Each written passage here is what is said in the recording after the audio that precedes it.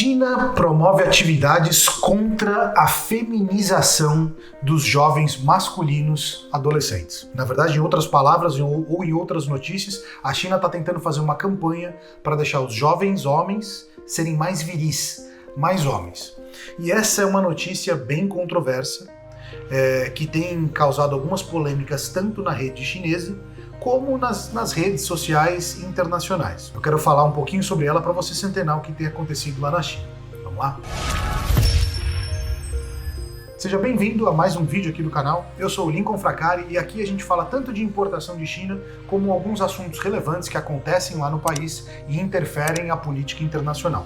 Hoje eu quero trazer essa notícia, que ela não é tão nova, ela já tem um pouco mais de um mês, mas eu já tinha separado para comentar ela aqui com vocês e não tive tempo. Hoje eu achei oportuno compartilhar esse tópico com vocês. Então tudo começou quando o próprio ministro da Educação na China, ele lançou a pasta em si de educação, lançou uma nova diretriz para todas as escolas, que uma nova proposta chamada Proposta para Prevenir Feminização de Adolescentes do Sexo Masculino apelava para eles mudarem a forma de como os chineses estavam sendo educados. E não seria só em algumas matérias, mas são várias diretrizes e aqui eu quero compartilhar algumas com vocês. A primeira delas seria especificamente nos esportes. É importante entender que o próprio presidente Xi Jinping, ele é um entusiasta do esporte e ele até colocou uma meta que em 2050 a China, até 2050, né, a China seria uma nova potência do futebol. Com isso, o que eles estavam tentando fazer é mudar os exemplos que eram utilizados nos esportes. Então eles queriam utilizar mais ex-atletas como professores, queriam mudar as figuras que estão sendo usadas como exemplo para os jovens. Então basicamente esse texto ele prezava o desenvolvimento vigoroso e ele queria que os atletas fossem mais masculinos, então dependia em si de certos exemplos. É importante lembrar que hoje, por exemplo, na China, quais são os maiores exemplos de celebridade ou quem que eles conseguem acompanhar e ter como exemplo, né? Vamos pegar os jovens.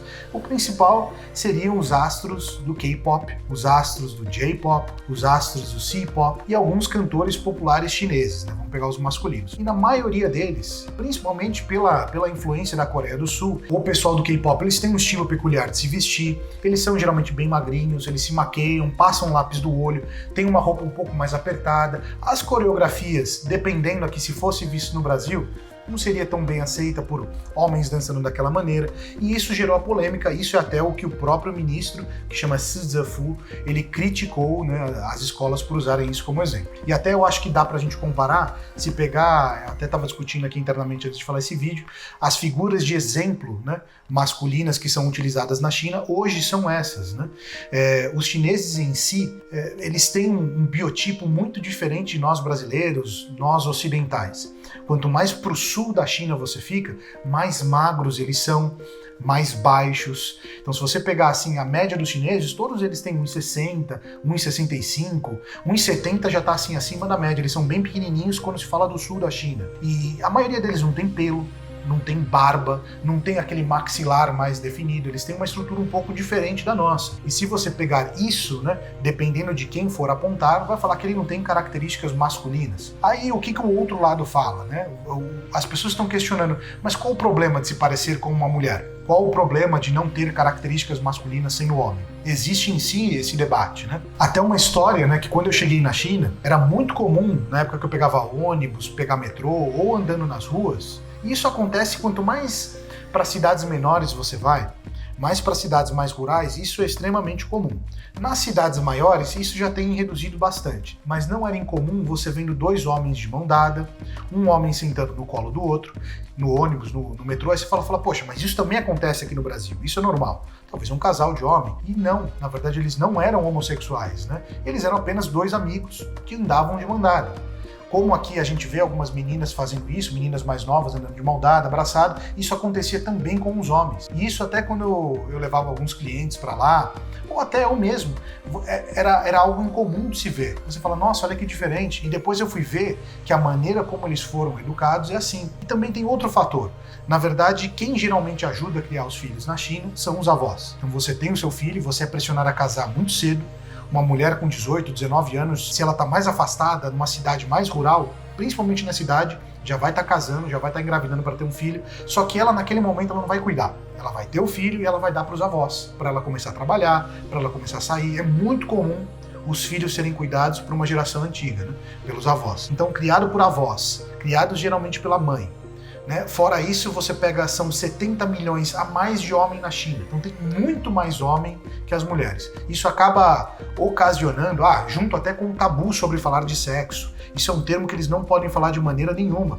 Os adolescentes não têm nenhum contato com isso, nenhum tipo de educação. Então quando você pega isso, une todos esses fatores, fora os exemplos que tem, né? Se pegar assim, os exemplos masculinos aqui nossos do Ocidente, dos anos 80, anos 90, era quem? Era Rambo, era o Arnold Schwarzenegger. Aí você pega assim, o pessoal, vamos pegar numa geração dos anos 2000, você pega lá Vin Diesel naquele Velozes e Furiosos, você pega o The Rock, você pega essa galera que, em teoria, são homens de exemplo, homens fortes, que você quer ser daquele tamanho.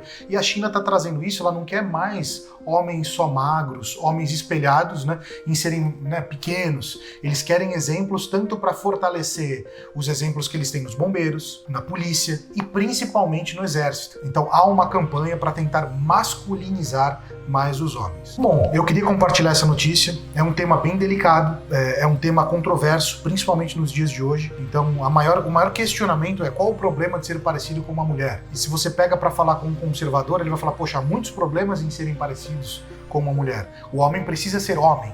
E o outro lado fala, não, ele não precisa ser, os dois são iguais. Então isso está acontecendo na China. Eu que morei lá há muito tempo, comparado com o brasileiro, vamos falar que existe sim uma parte que é muito machista da sociedade, mas lá não existe nada disso, não existe nem um pouco. E se não existe o machismo, não existe nenhuma pressão para o homem chinês, para o adolescente chinês, tentar ter características mais masculinas baseadas no nosso ocidente. O ministro Xi Zifu, ele coloca como um problema a feminização que colocaria inevitavelmente em risco a sobrevivência e o desenvolvimento da nação chinesa. Então assim, pode ser uma afirmação, né, muito poderosa, pode ter algum tom de verdade, dependendo do ponto de vista analisado. A gente não tem todas as informações, toda a estratégia de onde ele quer chegar com isso, mas também é interessante pegar que, apesar de tudo, a China ser um país de esquerda, que deveria ter mais práticas e mais políticas progressistas, em alguns aspectos ela puxa bastante para o conservadorismo da família. Então é um regime, vamos falar assim, extremamente peculiar. Ele é socialista, mas a política é capitalista, só que ele não é liberal, vamos falar assim, em todos os costumes, não é 100% conservador, não é 100% progressista, depende tudo dos interesses do partido. Mas eu quero saber, qual que é a sua opinião? Você acha que é certo a China procurar fazer isso? Você acha que isso é um absurdo? Eu queria saber a sua opinião de verdade, coloque seus comentários aqui embaixo para a gente discutir sobre isso. Até o próximo vídeo.